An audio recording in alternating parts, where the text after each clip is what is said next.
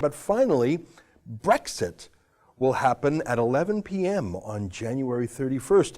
Wexit is being discussed seriously in Alberta and Western Canada in reaction to Eastern Canada's hostility towards the oil and gas sector. And of course, for decades, Quebec has talked about secession. Well, is anyone talking about the United States? Clearly, there's two Americas. Anyone who compares the politics of, say, Silicon Valley with that of the Heartland can see there are multitudes within. Well, now a new book suggests that perhaps there's a time to break up the United States. It's a shocking thesis, and it's in a book called American Secession, The Looming Threat of a National Breakup. The author is a guest who's appeared on our show several times before to great audience reception. I'm talking about Professor Frank Buckley, a professor at George Mason University's Scalia School of Law. We've talked to him in the past about his book, The Republican Workers' Party, fascinating thesis, and I'm delighted that he joins us now via Skype. Professor, it's so good to have you back on.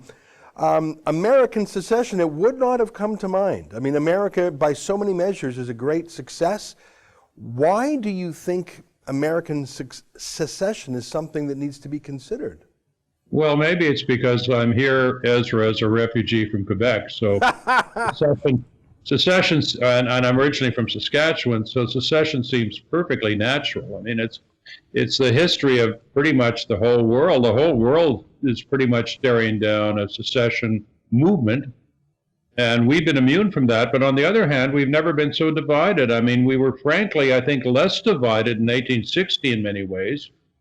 But we've got the wokiest parts of the country in places like Oregon and California.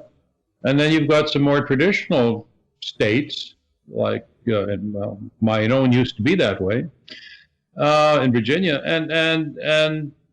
And yet we think we can have one set of laws for the whole darn country, and it's not working terribly well, right? And so I think for a lot of reasons, we should expect to see something like a secession movement. And the great thing is this time it'll be politically correct because we'll see it from, the left-wing progressive states. I mean, as you're aware, politics in America have become crazy. And I have a simple explanation for that. Back in 1992, Irving Kristol said the culture wars are over, the left won. Then Donald Trump got elected in 2016, and at that point it became clear that, the left had not quite won the war and may indeed be losing the war. And as that happens, I think the left is going to start wondering, do we really want to be a part of a country when we think half of its members are deplorable? And, and the divisions are geographic, right? I mean, they weren't totally geographic here in 1860. Virginia took 3 votes on secession in 1861, and the first 2 failed.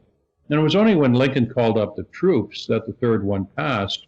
And as for us, you take a look at that 2016 map of how we voted, and it's not just that there are reds and blues that are very geographic, but the reds are deep reds and the blues are deep blues. Mm-hmm. And the sense of alienation from the other part of America is very strong. Well, listen, I get what you're saying, and if you look at a county level map of red and blue, and we'll put that on the screen now. I mean, Donald Trump enjoys looking at this map because if you just measure county by county, almost the entire map is red, but those blue counties in the big cities, in New York, Chicago,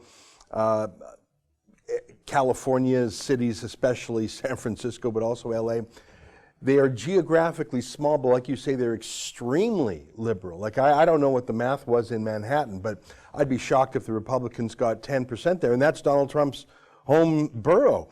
So, I mean, really, aren't you talking about a separation of some cities? I have not had a chance to tuck into your book yet, but it's very interesting. I mean, Singapore is a city-state. Hong Kong used to be a city-state. Is that really the answer? Get Manhattan out of things, get San Francisco and LA and Chicago out of things, maybe Miami, and the rest is one big right-wing country? Well, you're right. The states themselves are very divided. If secession were to happen, however, it would be on a statewide basis. You'd see a referendum in some place like California, and obviously there'd be a lot of people who disagree, but nevertheless, it would be a state-led initiative.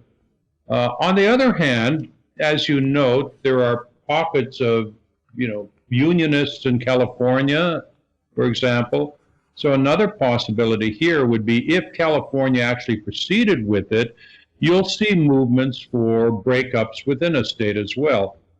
New York, upstate, would be totally unionist on my scenario, and Manhattan, the New York City itself would be separatist. Staten Island would be totally unionist. So you get the kind of divisions where people in San Diego County would be asked, "Do you really want to be part of the same state as Los Angeles?" And I think we know what the answer is. So the jigsaw puzzle can break up that way. That's an excerpt from the Ezra Levant Show, which is a show I do every day. I do a monologue, interview an interesting guest, and then I read my hate mail. But you've got to subscribe to it, which you can do at premium.rebelnews.com.